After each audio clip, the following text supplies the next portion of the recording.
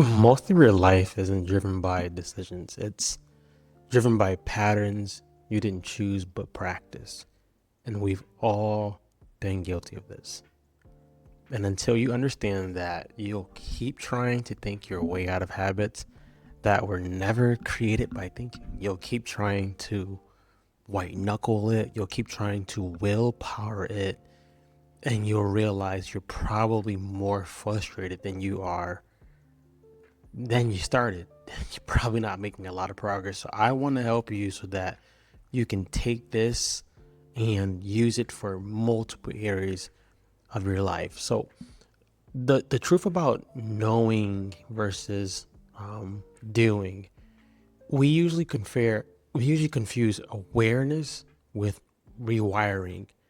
Like, I'm aware that I'm doing this, so I just try to willpower my way out of it versus we rewiring our brain and having new patterns that actually move from where we're at.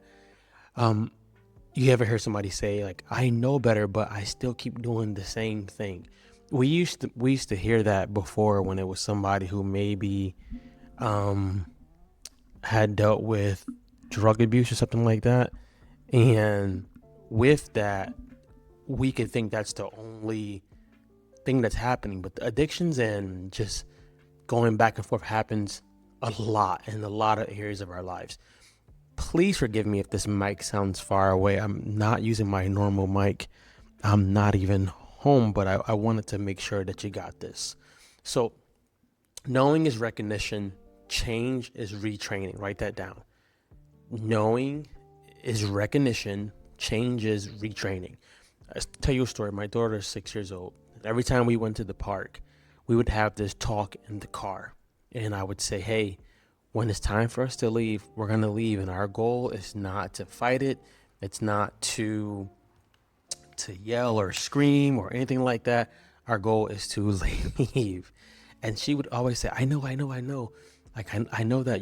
You always say that, and I know that. And then when we would leave, get ready to leave, she would start crying. She would just turn completely different. Until one day I realized this is a pattern that she has. Her cue is, Aaliyah, it's time to leave. Her action is now, I'm going to cause a fit. Her reward is, I don't know what her reward was because she still had to leave. She just ended up being mad. We'll go into that a little bit later. So what I had to do was I would say, hey, we're going to be leaving in 5 minutes. This is what I want you to do. In the first couple times, it did not work. But then one time I realized she started to get mad and she caught herself. And she said, okay, we're going to leave. And a little bit of tears started welling up in her eyes because she didn't want to leave, but we had to. And she was starting the road of retraining her mind or rewiring her mind to, no, when dad says it's time to leave, that's my cue. My action is I start leaving. My reward is I probably get some extra TV time or something of that nature. Now, like I said before, knowing is recognition, change is retraining. Let's talk about how the brain actually works in patterns, and then you'll be able to apply this to tons of areas of your lives. Something called neurons, they fire together. Neurons are just, if you wanted to put it in simple terms, they help things connect. Think about like if it's a net Tetris or things that would easily connect. Repetition is what strengthens that pathway. So let's just say my goal was to get up and be a morning person by reading the Bible for 5 minutes each day or reading something for 5 minutes each day. The first time I do it, I'm not going to want to do it. My brain's going to probably fight me a little bit, especially if I don't get up in the morning. The second time I do it, and the third and the fourth, it gets a little bit easier until all of a sudden my brain knows when I get up, the first thing I do is I go read or whatever the habit is you're trying to instill. So repetition strengthens the pathway. You gotta have repetitions. Here's the hard thing about repetitions that we don't want to talk about. Sometimes it's hard to do repetitions if you feel like there's no immediate result. This happens a lot with weight loss, and this happens a lot with, emotional clarity and things of that nature. So I always say, get the rep and get a small reward. So repetition strengthens the pathway, and then emotion locks it in. When I'm sad, I'm going to go read. When I have joy, I'm going to go read. When I'm confused, I'm going to go read. If you put the emotion with it and you start to lock it in, you're going to have a new habit. And you can do this with tons of areas of your life, as I've been saying before. Now, let's use a real life example, right?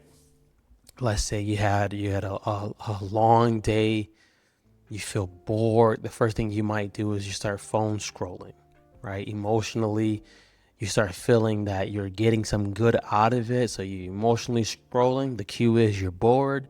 The action is I'm emotionally scrolling. And then now the reward is I feel better. I'm not saying that's right or wrong. I'm just saying. Or another cue. Like this is a cue that I used to have when somebody tried to say something at me or came at me. My cue was they came at me. My action was I'm shutting down. My reward was they get to not hear me, which was not good. It was not good. Or something like avoiding hard conversations. It can be tons of things. Now, your brain isn't failing you. It's doing exactly what you trained it to do. Let me say that again. Your brain isn't failing you. It's doing exactly what you trained it to do. So if you trained it to do certain things, you can train it to do different things. Let's say big thing when I was little, or something that I noticed with my family when we would get together is every time we had food, there had to be something sweet after the food. It was the way they were trained. So that's what they did. Or we're trained where, hey, I do this alone. I do this with people. You're trained. Your brain is trained to do certain things. So it's not that your brain is failing you. It's more so it's doing what it's trained to do. Now, let's dig deeper so I can help you deeper. I want to help you and make sure you can make some good changes out of this without hurting yourself. You don't need more motivation. You need fewer reps of the old pattern and more reps of the new one. You don't need more motivation. You need fewer reps of the old pattern and more reps of a new one. We call that just weakening the pattern that you don't want anymore. So let's just say I'm somebody who always beats up on myself. My cue is usually, hey, I tried something that didn't work. The action that usually happens is I start beating up on myself. I call myself dumb. I call myself stupid. I go into this hole, and then my reward is I feel like I'm making progress by beating up on myself. As crazy as that sounds, that happens more than you think. The acronym I'm using, Q, the C stands for the Q. Means something happens, and now you do something after that, which is called the action. And then the R is the reward you get from that. So you don't need more motivation. You need fewer reps of the old pattern and more reps of the new one. This is why small reps matter. They're interrupting a pattern that you're trying to break. I would also say too, if you think that a small rep doesn't matter, just realize the old pattern cannot break by you doing one drastic thing. We see this a lot with weight loss. Someone says, hey, I want to lose 20 pounds. So the first day they go on a crazy diet and they lose 5 pounds the first week because of water weight. They lose 6 pounds the next week. And then after that, they stall and they go backwards. Change doesn't happen by you making drastic decisions. It happens by you making small reps on a consistent basis. So small reps matter.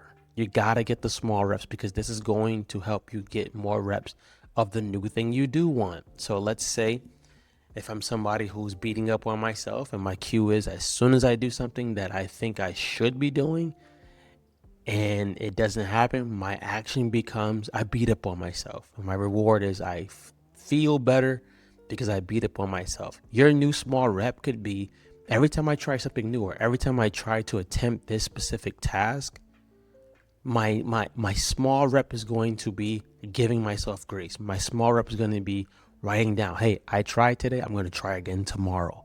And that's how you start to weaken the old pattern. That's how you start to get more reps and the new pattern that you want.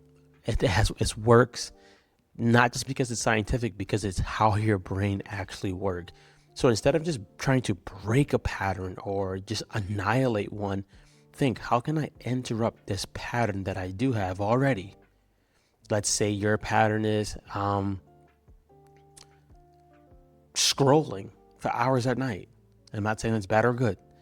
My cue can be, hey, starting today, instead of scrolling at night, I'm going to put my phone in a different room. Or I'm going to, instead of scrolling for 2 hours, I'm going to scroll for 30 minutes and put a timer on. The goal is to interrupt that old pattern to create a new one. Now, what happens is once people get emotional, either they feel joyous or they feel that they're stressed, is they stop practicing getting the reps. And that's when you need to do it the most, because when you get your emotions in the game, now your brain is saying, hey, this person is serious. This person is going to start changing. This person is going to make a change, and we're here for it. I've seen this happen with faith, with fitness, with identity. And if you try to force change, you usually don't change. When you approach it with a small step, a small reframe, you usually can do it a lot longer. The identity that shift that I had to make, which was hard because I was doing it by willpower, was I'm only valuable when I work. And that's not true. I was valuable without working, but I thought I had to always be in the producing place for me to feel worthy, for me to feel great. And that was killing me a lot of times. So small identity shift I had to do was, every time I was getting ready to start my day, I would pray, my worth is not in my work. I get to work, but my worth is not in it. And when I would find myself going to this place of just trying to see if I can overwork myself, I would just tell myself that same thing. I don't have to overwork to prove anything. I don't have to work to overprove anything. Something that had to happen when I had a habit of skipping my reading. I would literally just say, hey, let's just do 5 minutes today. Let's not aim for an hour. Let's do 5 minutes. And then it just started to build. The habit or the pattern that you need to break, you need to make a small step. I want you to write down real quick, what's the pattern or the habit I need to break? And if you're confused about the habit or pattern, just ask yourself this question. What am I doing that I really want to stop? And if you are a person who's listening to this, you probably have tried to stop it a ton of times, which means you're not a failure. It just means you're approaching it with the wrong tools and the wrong way. Think, what have I tried to stop? What am I trying to stop? There's a pattern that's there that's not letting you stop it. And until you address the pattern, you're not going to get any results. You're going to keep going in a circle and a cycle. You stop the pattern by first acknowledging, what is the pattern? What's happening?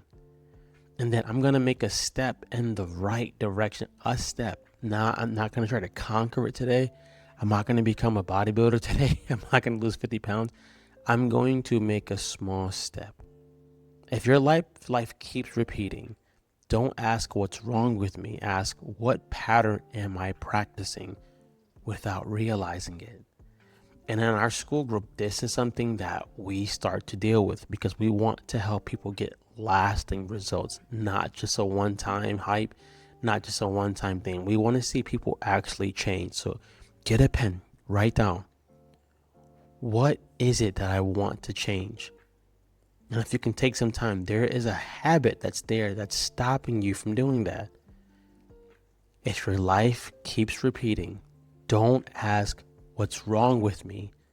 Ask, what pattern am I practicing without realizing it? One of the enemy's greatest tricks, I believe, is to make us get into a place of saying, what's wrong with me? And into a place of trying to fix ourselves. That can be dangerous because we are not called to fix ourselves. It's our pattern that's helping us become something we don't want to become. Get the pen, write it down. If you are in the school group, you're hearing this first. If you're not in the school group, you should join us. It's called The Breakthrough. We talk about patterns, we talk about identity, and we talk about faith and fitness. We're basically talking about what's holding you back from getting you the things you want and from being completely the person God has made you to be. Go be with God, guys. Be great.